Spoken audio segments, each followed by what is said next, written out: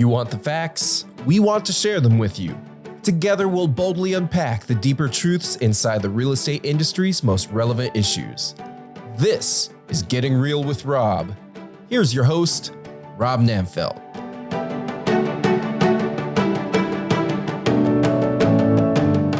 Hello and welcome to Getting Real with Rob. Today's special guest is James Presley, who is with Presley Residential Group. He's a builder up in northern Iredell County. Welcome, James. Rob, great to be with you. Thank you for having me. Yeah, thanks for taking the time to come down. Well, as is our custom and something we must do every time at the beginning, it's our lightning round. Are you ready? I'm ready to accept the questions? Let's Okay. All right, let's start. Number one, on a scale of 1 to 10, how would you rate yourself as a driver? So 10, but being good. Even the best drivers are not immune to the fender bender there. No. I've learned that myself the hard way. I have as well. Yeah.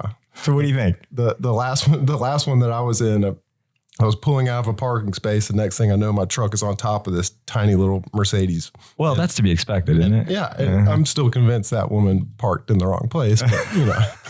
It's just hard to see those tiny cars. Yeah. So anyway. All right. So we'll maybe give you a hard 7, 8. Yeah. Okay. I'll go with that. That's fair. Are you aggressive or are you more defensive? I'm a assertive driver. Okay. I like that. You drive with purpose. Yes. All right. Number 2, what was your last Halloween costume? Vaquero. My wife and I were Mexican cowboys. Oh, really? How long ago is this? This is past out. Okay. We had the sombreros and we had the boots and chaps and the whole 9 yards. It was great. Oh, that's awesome. I love it. I love you getting into it like that too. All right.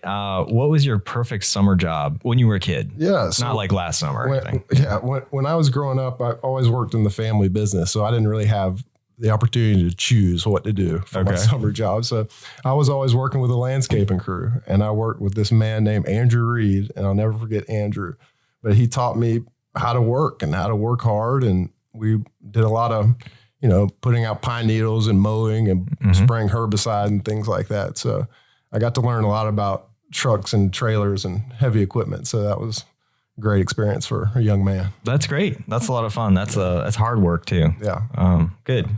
I think that prepped you for later in life. Yeah. All right. What keeps you awake at night? Yeah. I sleep pretty well at night.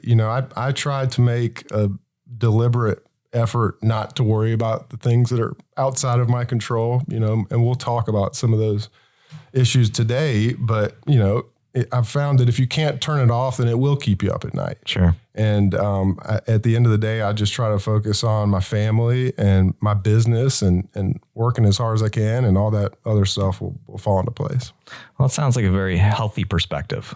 So, okay, last one. If you had to choose, would you be a stuntman or a paratrooper? Paratrooper, for sure. Okay. Do you think it's safer? A funny story, when I finished college, I was encouraged to go back to business school to get my MBA. And to do that, you have to take this really hard standardized test. It's called the GMAT. And I'll never forget, I drove up to Boone and I sat in this tiny little classroom at App State and I took the test and I just bombed it, dude. I bombed it. It was awful. I don't even remember if I finished it. I don't remember the score I got, but I do remember it was such a horrible experience. I came home and I told my parents I was joining the Army. So I almost could have been a paratrooper, but that's another story for another day. All right. Good. All right. You made it through the lightning round. All right, let's move on to some of the topics of the day. Let's start with a few years ago, you threw your hat in the ring for council seat. I think, didn't you do it twice? Yeah. Okay. Yes. And I think you came just short by just a few votes. And tell us about that experience, kind of what led you to engage like that. First of all, let me just tell you, full respect for doing that, because a lot of people talk about it, but they're held back because they're just afraid because the process is difficult. Tell us a bit about your experience. No, I'm happy to. It's a great story. Public policy and public service have always been important to me.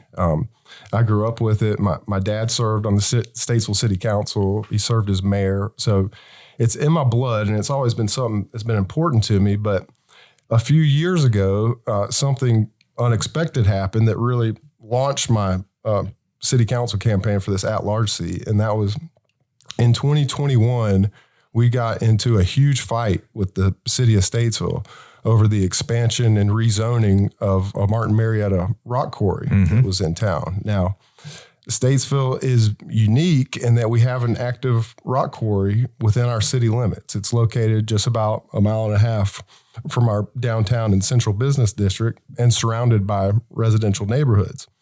And in the past 40 years, Rob, the Statesville City Council has voted to expand the rock quarry at least 8 times and move deeper and deeper and deeper into those residential neighborhoods. So the way that we became involved is that we are building an 80-unit affordable community in one of those neighborhoods.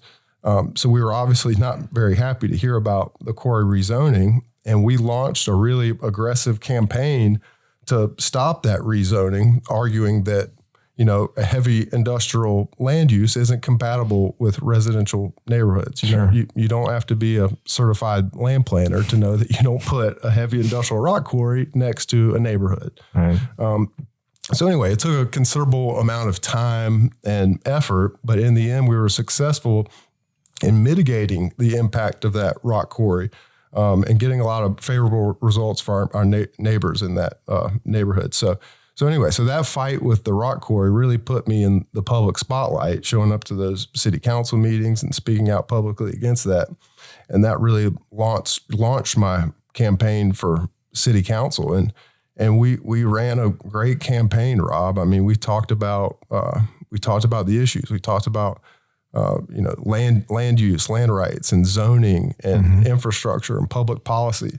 And those issues really resonated with our citizens. And out of, I think there were 8 at-large candidates in the field, I came in second place, knocked off one incumbent, and then went to a runoff and lost by just 5 votes to the second incumbent. So, you know, that's how it goes sometimes in life. You know, you work as hard as you can to achieve your goal and just leave it all out there. And sometimes it works out and sometimes it doesn't. But it was a great experience, and, you know, hope to have an opportunity to do it again. You think you will try again? I hope so. Okay. I hope so. Okay. Yeah. Well, you know, municipal elections are coming up this year. Yeah. Yeah. We'll see what happens. He's looking at me very pensively just for the audience. We'll see what happens. Okay. All right. Fair enough. So I know your family's been, how many generations? How long have you been in Iredell County? So I'm the 4th generation of my family in Statesville. Yeah. Wow. Okay. Tell us a little bit about the business and kind of how that started and what got you engaged. And so I'm a 2nd generation builder. I'm the 4th generation of my family in Statesville. My great grandfather was recruited to Statesville in 1892 as a young Presbyterian minister. My grandfather was a combat medic in World War II, and he came home after the war and as a family doctor and started a family practice for 50 years. My dad, when he came back from the Army, he started his real estate work doing appraisals. Okay. And that eventually led to his career in home building and land development. So, you know, I grew up in the industry, and I always knew that I'd work in the family business, but my timing wasn't great, Rob, because when I graduated from college in the spring of 2009, the global economy was in total free fall. And I tell folks that my graduating class was so distinctive because we graduated between the collapse of Lehman Brothers Bank and General Motors. Wow. You know, and it was a crazy time. I mean, you remember it. Folks were being laid off. Folks were losing their businesses. Folks were losing their homes. Yep. The real estate sector was obviously crushed because of all the subprime mortgage stuff. So, you know, there was very little real estate development going on at that time, and building pretty much stopped. And in fact, our Iredell County Home Builders Association, we had a really vibrant HBA before 2008. We had, I think, 200 members, lots of custom builders. And then after the 2008 recession, we dropped off to about 50 members and haven't come back since. Wow. So we just lost a lot of those builders and didn't come back. So anyway, there wasn't much work going on at that time. So I focused on my professional development and education. I got my real estate license. I got my general contractor's license. I went back to graduate school at Western Carolina and got my MBA. And then I went on to UNCC for a master's degree in real estate development and finance. So, one of the great challenges and opportunities, I think, of living in this part of North Carolina is a lot of folks are moving here. We have a lot of pent-up housing demand from the 2008 cycle, as well as a lot of new demand that's generated from the new economic activity that's going on. So, so our work is to serve the housing needs of our citizens with both market rate and affordable housing. And we finance those primarily through these state and federal housing programs. And I love what we do, Rob. It's there's no more gratifying feeling than helping somebody with their home. And a home is something that is so personal and tangible to us all, something we can all relate to. And, there's no industry I'd rather be in. What, having said that, what are some of the greatest challenges you have when you're trying to get approvals and go through the process? I know we've got NIMBYs. NIMBYism is all over the place, especially throughout the region, and it seems to be growing.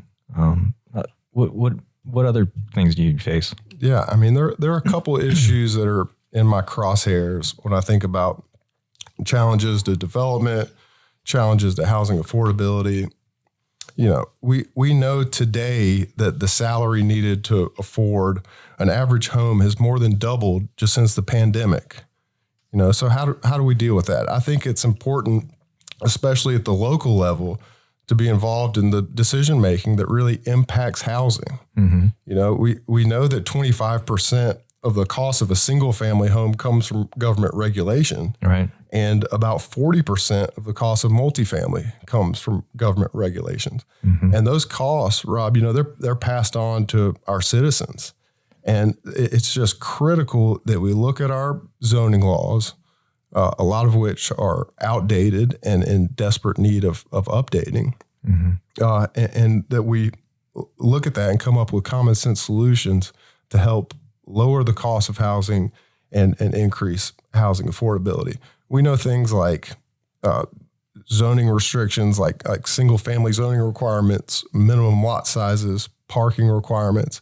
These things all impact how much land can be built on and how many housing units we can build on that land. Right. So, it's critical to have a seat at the table to show up to those city council meetings, those county commissioner meetings, and continue to advocate just for that common sense policy to help increase the housing supply and increase housing affordability. And when you do that, when you engage with those policymakers, some folks make mistakes in that process, and some folks are very successful. What kind of tools do you implement to do that? What's your way of doing that? Yeah, your approach. We regularly meet with our elected officials at the local, state, and national level to talk about those issues. Mm-hmm. And housing, Rob, housing is a dinner table issue. I mean, that dialogue is so important. Crafting our story is so important. As builders, we create jobs, we create communities, and we're an essential component of economic development because we house the nation's workforce. Mm-hmm. Now, to your point, we get to the point in every cycle when we start feeling this intense pressure from the NIMBYs. And you had a great essay in your last 2 for Tuesday email. Thanks for the plug.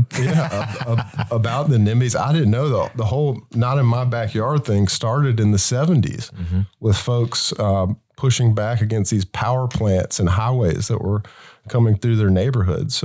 But today, the NIMBYs used to oppose pretty much any kind of new construction, especially residential, especially affordable. Right. So at the end of the day, it's just a simple equation of supply and demand. And we have got to do a better job as an industry of communicating that connection between boosting the nation's housing supply and boosting housing affordability. Right. In that essay, there were some great statistics. Nearly 4 out of 5 Americans agree that America is in the middle of a housing affordability crisis, and that officials at all levels of government are not doing enough to address the issue. Right. And when we meet with our elected officials, they get it, Rob. Like they have kids that are millennials that are having families and wanting to buy a home, and they can't afford it. So I think we just have to keep beating that drum and continue to have that dialogue with not only our elected officials, but our neighbors, our fellow citizens, and articulate that connection between boosting the housing supply and housing affordability. I think that's an excellent point, and that's a challenge no matter whether you're in the city of Charlotte or the city of Statesville. I think the elected officials do get it. I think they understand that that's a problem. When it comes to execution, though, that's where we seem to be failing a little bit, because they let the folks in some of the neighborhoods that got in the door, they want to shut the door behind them and they don't want anyone else coming in. They let them sort of run the agenda. Yeah. And how do we work against that? How do we prevent that kind of mindset? Yeah. Well, I think a common mistake we make at the local level is missing opportunities to affect change with our local government. And I'll give you a perfect example of something that happened in Iredell County. Last year, our Iredell County commissioners proposed a minimum lot size for new single-family development of one home per 5-acre lot, which of course is ludicrous. But at the meeting, when it came up for approval, it wasn't the home builders, it wasn't the realtors, but it was the farmers. It was the farmers that came out and showed up in numbers to protest it. They got up to that microphone and they pointed at those commissioners up there on the dais and they said, I don't have a 401k savings plan for retirement like you do. Like my retirement is in my farm. And if I have a developer come to me to want to buy my farm, I want to get as much money as I can for it. So, you know, those farmers knew that proposed minimum lot size would crush residential development and would crush the value of their farm. So, you know, I just think we've got to show up, we've got to speak out, and we have to do a better job, especially at the local level, of organizing and mobilizing those in our industry to affect positive change at the local level. Okay. Getting back to you personally, and I share this with you, your degree is in history, or one of your degrees in history. I actually had a history degree too. What about that and that process for education do you think prepared you for what you're doing today? Yeah, I mean, our community has changed a lot over the years. I'll give you a few numbers here. 100 years ago, Iredell County had over 35,000 acres planted in cotton. Today, there's less than 500. Wow. Okay. 50 years ago, we had in Statesville, we had a really robust local economy with lots of good manufacturing jobs. Those were mostly furniture, textiles, and apparel, but those were good middle-class jobs, really good jobs. And over the past generation, most of those jobs are gone. And now, really in the past few years, Rob, since the pandemic, we've had somewhat of an economic renaissance that's brought in a lot of higher paying jobs to our community. You know, Iredell County has seen a 22% increase in population since 2010. We've added over 5,500 new jobs since 2020. So we're not just a bedroom community to Charlotte anymore. We're an employment center. You know, Iredell County pays the 6th highest wage rate in the state. Which is phenomenal. Yeah.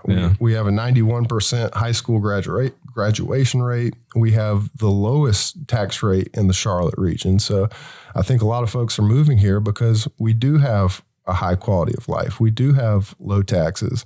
We do have a local economy that's growing and diversifying. So, you know, I think our community and our local economy does have a rich history, and I think we have come a long way, but we still have a long way to go, and we can still make a lot of improvement. We can still move to what I call more of a modern knowledge-based economy that creates higher paying jobs for our citizens and our families here.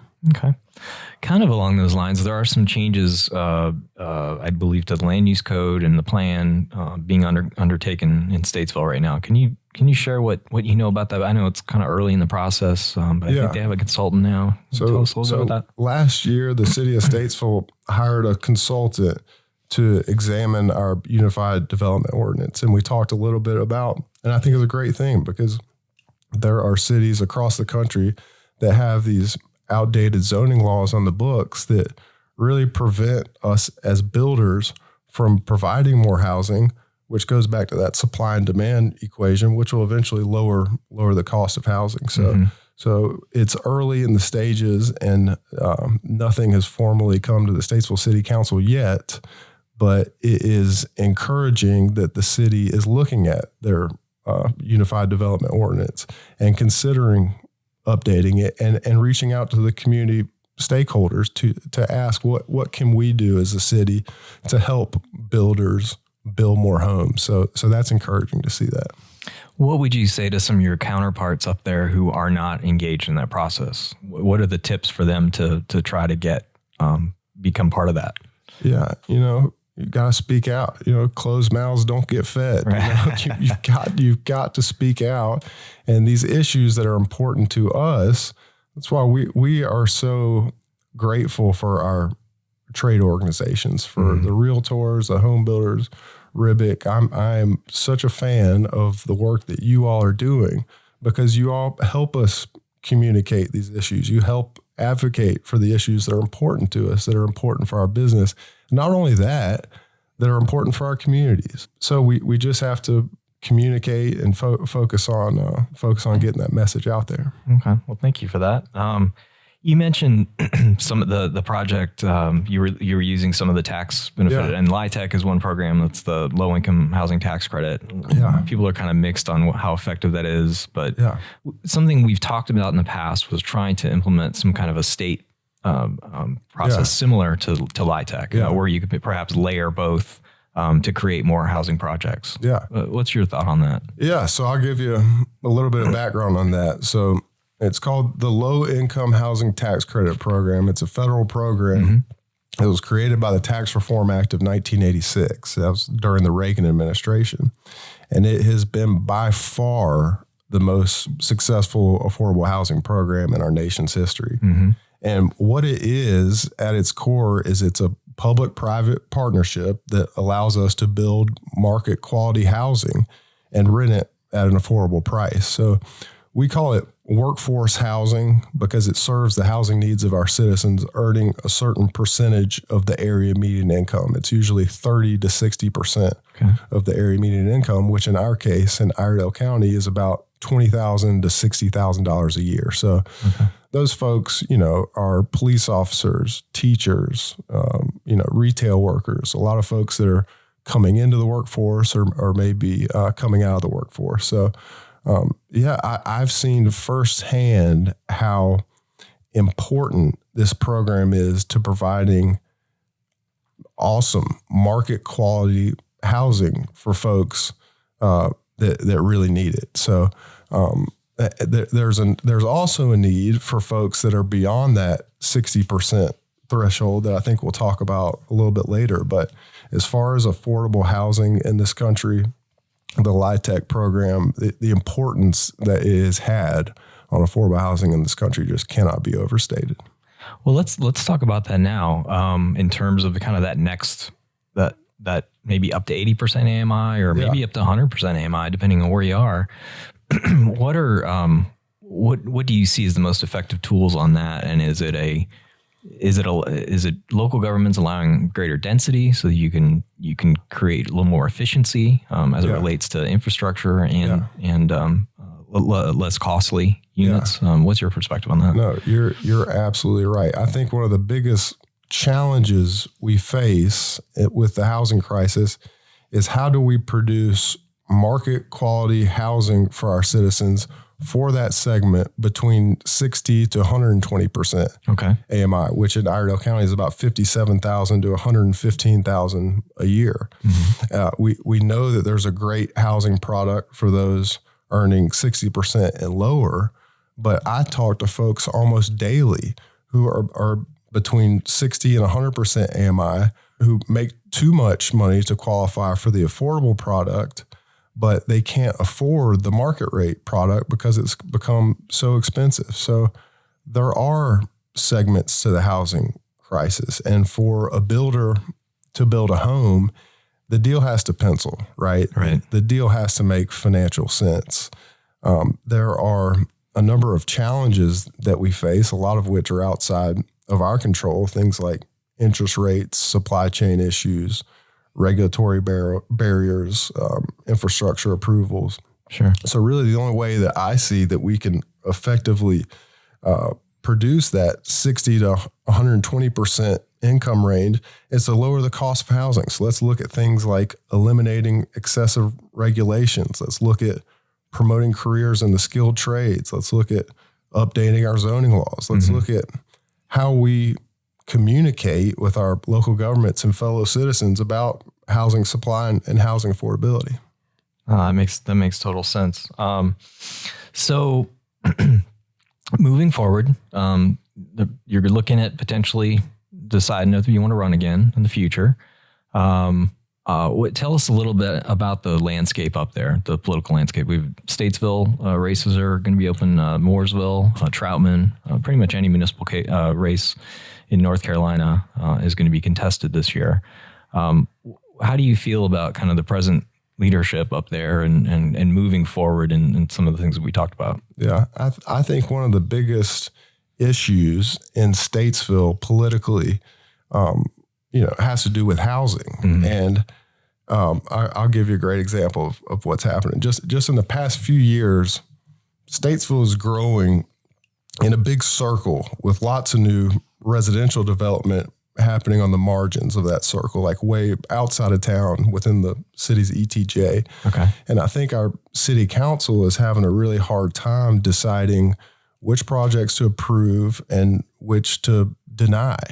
And my thought is that there should be an objective way to make that decision. If water and sewer need to go in a certain area that'll serve businesses and serve commercial uses, then that makes sense. If it's a taxpayer-funded water line to nowhere, then that doesn't. Right. So we want to encourage a balance of residential, commercial, industrial development, which will provide housing as well as jobs. Well, you need houses for the workers, right? Yes. But my view is that we have to have policies that encourage growth at or near our existing infrastructure. And I see that the Statesville City Council is really struggling with annexing these remote subdivisions that cost city taxpayers more in garbage trucks, fire trucks, police officers to go out there. So what I'd like to see is us encourage more infill development and redevelopment that's within the city limits and then move outwards. Okay. That makes sense. Again, talking about efficiency of existing infrastructure. Okay. James, is there anything else that you wanted to cover today that we haven't? And thank you for the plug about Rebic and the 2 for Tuesday. And I'm the Rebic cheerleader, man. I'm going to get shirts made. You guys are doing an excellent job. Showing up, being such a strong presence at those city council meetings, and then communicating those issues to our members.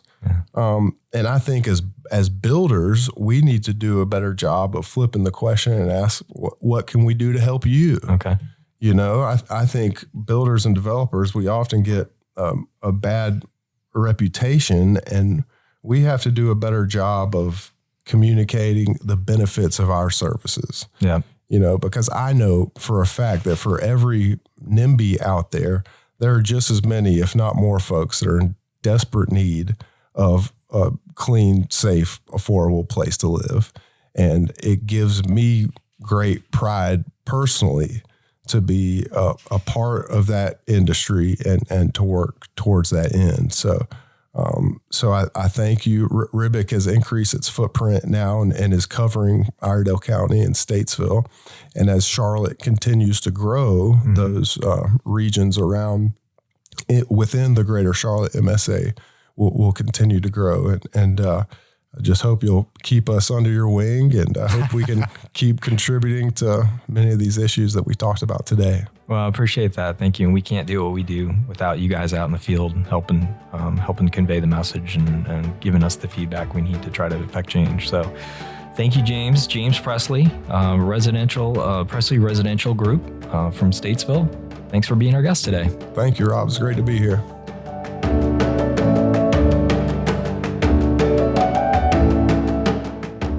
Thank you for listening to Getting Real with Rob. This podcast is produced by the Real Estate and Building Industry Coalition in Charlotte, North Carolina. Learn more about us at rebic.com. That's REBIC.com.